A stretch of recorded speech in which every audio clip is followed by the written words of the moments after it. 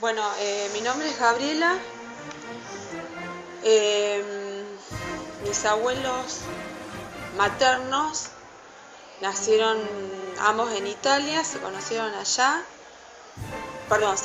acá en la Argentina, nacieron en 1900, se conocieron acá en Argentina, emigraron por cuestiones de mucha pobreza en ese momento allá, por conflictos políticos, sociales, buscando hacerse a la América. Como sabemos, muchos italianos y de otras nacionalidades emigraron a Estados Unidos, otros, como el caso de mis abuelos, llegaron a la Argentina, provincia de Santa Fe. Fueron al campo, eran agricultores. En la zona de Italia era la zona del centro, llamada la región Las Marcas, en italiano Le Marche. Eran de pueblos cercanos, gente muy pobre. Como les decía, llegan a la Argentina, era la época de los matrimonios arreglados, obviamente, varias clases sociales, no solamente las clases sociales altas, en este caso estamos hablando de gente muy humilde. Una característica no solamente del inmigrante italiano era el gran sacrificio y la cultura del trabajo, por lo cual era gente que se mataba trabajando, para decirlo sencillamente, y si bien eran pobres, nunca les faltaba de qué comer y vestirse. O también era no solamente la cultura del trabajo, sino que era lo propicio, el ambiente propicio social y económico en el país, que fue cuando se llamó el granero del mundo. Justamente les decía que eran agricultores. Mi abuelo materno, de apellido Tomasetti, Giuseppe Tomasetti, y su hermano Mario Tomasetti. Giuseppe se casa con mi abuela Adela Boldorini. Tiene una chacra que es arrendada, alquilada, no era su propiedad, en la cual, bueno, como decía, cultivaban, no existía la maquinaria, todo era pulmón, de la forma de sembrar, huertos con frutas, las hierbas, todo cultivado por ellos, gallinas, juntaban los huevos, bueno, nunca faltaba para comer o vender y ganarse la vida honestamente. Una temporada, unos meses por año, venían jornaleros de otras provincias, los cuales se alojaban un par de días en la casa de mis abuelos para ayudarlos en la cosecha de lo que se estuviese cultivando en el momento. La modalidad en ese momento era muy familiar, muy cordial, se alojaban allí y en el momento de la comida todos compartían la misma mesa, todos comían lo mismo. Hábitos que ahora serían impensables o en muy raros casos. Y después, bueno, cada uno volvía a su lugar de origen, los que ayudaban a trabajar. Recuerdo que, bueno, todo lo que les estoy relatando son cosas que escuché de ellos, que yo alcancé a conocerlos, porque ellos tuvieron a mi mamá de grandes y a su vez mi mamá fue mamá grande, así que yo tuve la fortuna de conocerlos. Mi abuela Adela nació en 1900, febrero de 1900, con lo cual ahora tendría, si estuviese viva, 116 años. Murió a los 84 años. Gente, por supuesto, muy longeva, época que no había agroquímicos, no había tanto estrés. Mi abuela fue longeva, no así mi abuelo, que bueno, tuvo otro tipo de problemas, murió muy joven. Tuvieron 4 hijas, una de ellas es mi mamá. El estilo de vida que los hijos colaboraban todo el tiempo en la casa, en lo que hiciese falta, en todo, sin descuidar los estudios de cada uno. Especialmente las más chicas, como fue el caso de mi mamá, no así las 2 más grandes que se casaron muy jovencitas, que era muy común en ese tiempo. que se les buscara, si no estudiaban, se les buscaba marido y se les arreglaba, supuestamente se les arreglaba, se les acomodaba la vida para su mejor conveniencia, de acuerdo a las creencias y a los hábitos de ese momento. Ahora nos parece hasta como avasallante decidir sobre la vida del hijo. En ese momento era común y nadie se traumó por eso. Formaron excelentes familias.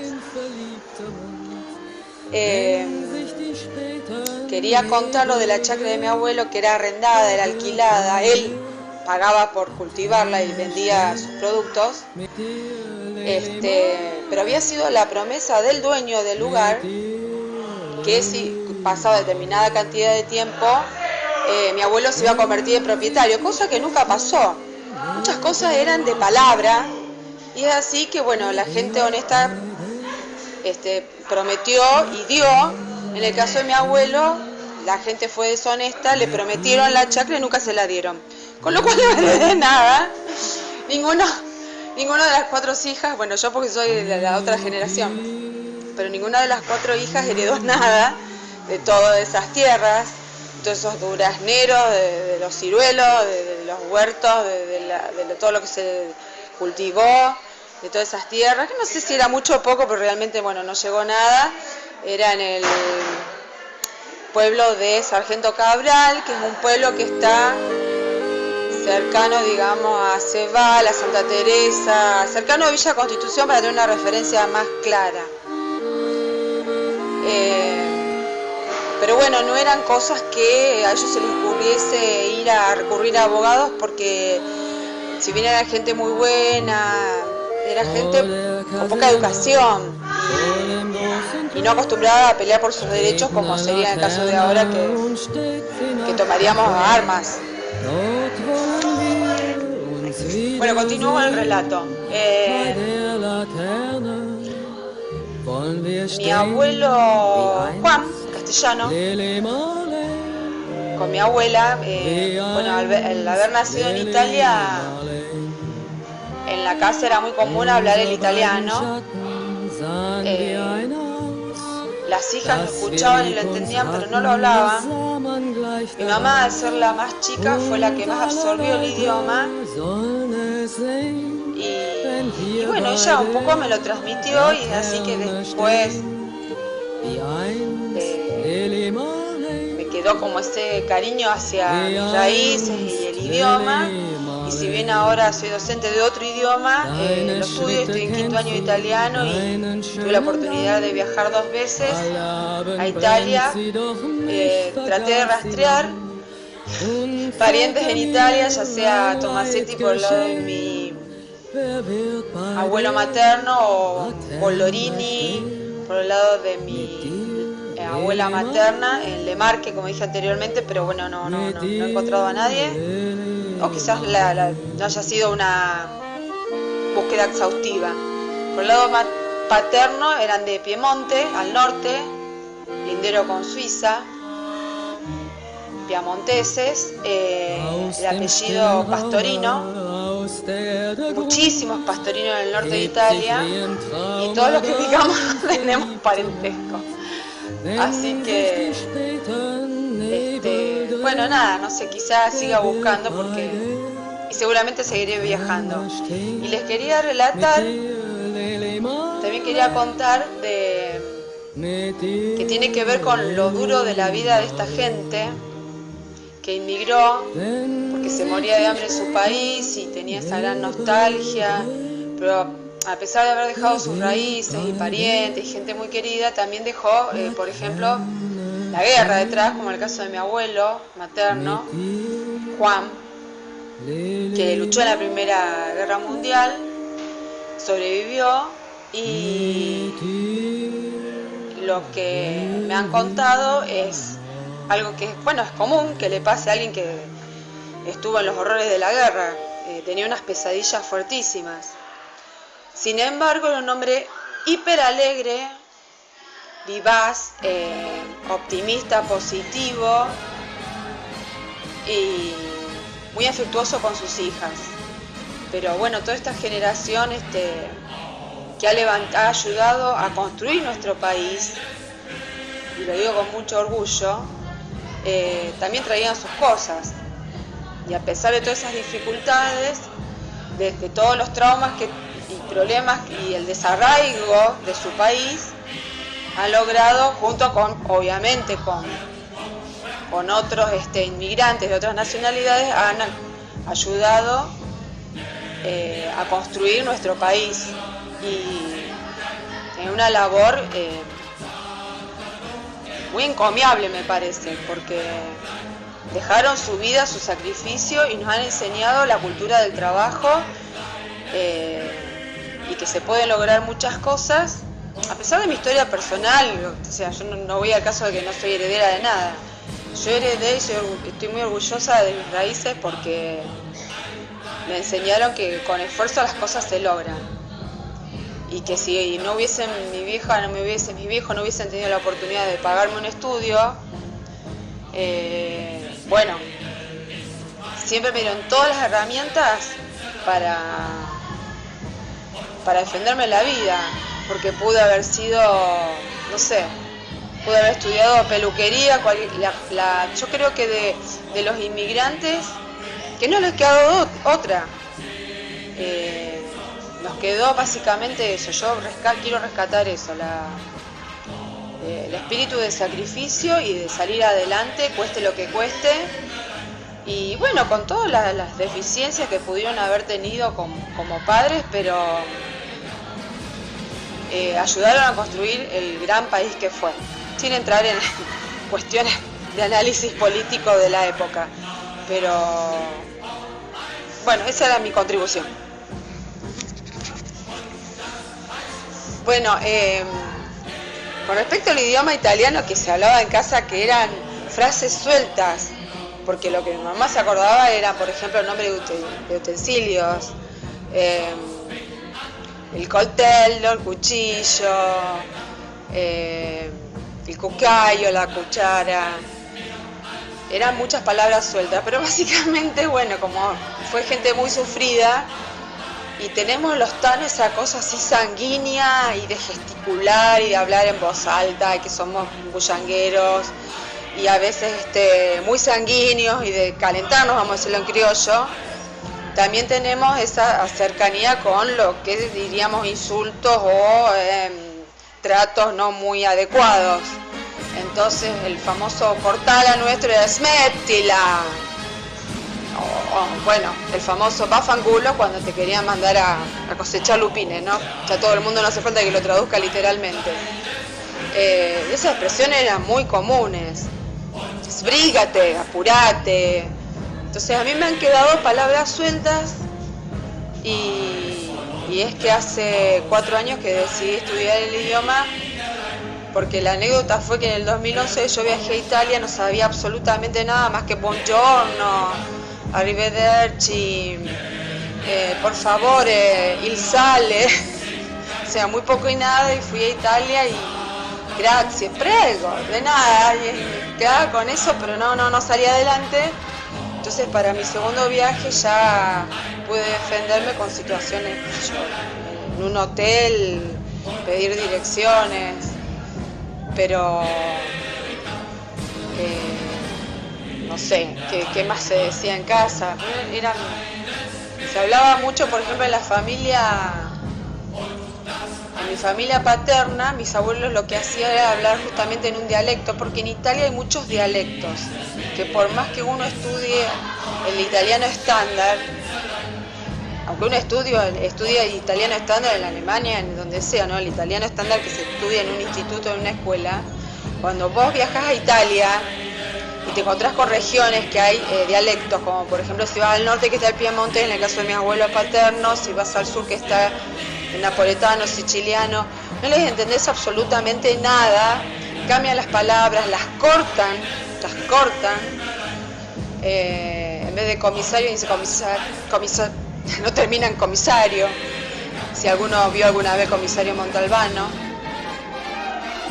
ahí te das cuenta de algunos hablan el italiano estándar, que yo les sigo bastante, y cuando entrevisto a algún siciliano me quedo en babia porque no les entiendo nada. Bueno, y me fui por las ramas, vuelvo a mis abuelos piamonteses, que para ellos era toda una picardía hablar entre ellos en piamontés, en dialecto, para que sus hijos, entre ellos, bueno, mi papá, no entendiesen. ¿Por qué? Porque el piamontés tiene una mezcla del italiano con el francés y se dificulta. Si vos empezás a hablar italiano, es como que tus hijos de algún punto te pueden llegar a entender, porque tiene muchas similitudes con el español. El español, el italiano, el francés, el portugués, tienen toda la misma raíz que es el latín. Por ello es que tenés besos en castellano, beijos en portugués y bacio en italiano. Y ahí, bueno, es un poquito diferente, pero hay muchas palabras que en los idiomas bisús, beijos, bacio, tienen toda la misma origen latín. Bueno, pero esta gente por ahí eran cortos de mente y no se les ocurría decirle, bueno, les transmito el idioma. Y no hablo solamente de los italianos, también he hablado con gente que ha tenido padres alemanes y entre ellos también hablaban alemán, como acá nuestra compañera Carmen, sus padres hablaban alemán para que los hijos no les entendieran. Y por supuesto a nosotros nos queda el sabor agridulce de decir, no, agridulce no, agrio. Nos lamentamos de que no nos hayan transmitido el idioma, como fue el caso de mi mamá, que quiso haberlo, le hubiese gustado saberlo, pero no, era usado al contrario, por parte de ellos como para que los hijos no lo entiendan. Y el hijo del inmigrante, lo que sentía acá, al tener el oído acostumbrado a un idioma, por un lado, acostumbrado a escucharlo, a lo mejor no entenderlo todo, aprender el castellano acá, cuando se escolarizaba, el problema que tenía era que le costaba mucho aprender la lengua del país donde había migrado, en este caso Argentina. Entonces, bueno, mamá lo que siempre me cuenta era la vergüenza que ella tenía cuando participaba en clase, alguna lección oral o nada, en hechos comunicativos y se le escapaba alguna palabra en italiano y los que no eran descendientes de Italia se le burlaban muy mal, o sea, le hacían sentir muy inferior. En ese momento, en la década, por ejemplo, del 40, cuando mi mamá tenía 40, 50, mamá nació en el 34, vamos a suponer, en el año 40, 44, que era niña y estaba en la primaria, le pasaban esas cosas de estar aprendiendo el idioma del país donde vivía, donde nació, que es Argentina, aprender el castellano, pero se le filtraba obviamente por razones obvias. En la casa escuchaba una mezcla de italiano y español, castellano, y era objeto de burla. El que tenía personalidad fuerte, bueno, no se dejaba influenciar. En el caso de mi mamá, sufrió mucho las burlas de los compañeros. Entonces era una lucha constante de aprender y de adaptarse en todo sentido a las costumbres de acá, y ni hablar si la clase social te la marcaban, porque te la marcaba mucho. Pero bueno, eso ya también yéndome para el lado de lo social, eso ya sería la problemática que tenían algunos, por lo menos lo que vivió mi familia. La problemática de hijos de italianos acá. Será por eso que también ahora enlazo con la idea que te dije al principio de que a las dos hijas más grandes, a las dos hermanas más grandes de mi mamá, en cuanto cumplieron 16, 17 años, porque en ese momento era muy joven, y le buscaban marido, elegidos por los padres, y de acuerdo de ambas partes, de suegros con suegros. También eran dos bocas menos que alimentar, a pesar de que siempre se tenía... Nunca se iban a dormir con la panza vacía. Así que bueno, sí, tiene muchas aristas el tema de la inmigración en la Argentina. Básicamente no la pasaron bien, tuvieron épocas buenas y malas. Y por supuesto todo cambio y tan profundo les costó mucho. y las repercusiones creo que siguen al día de hoy.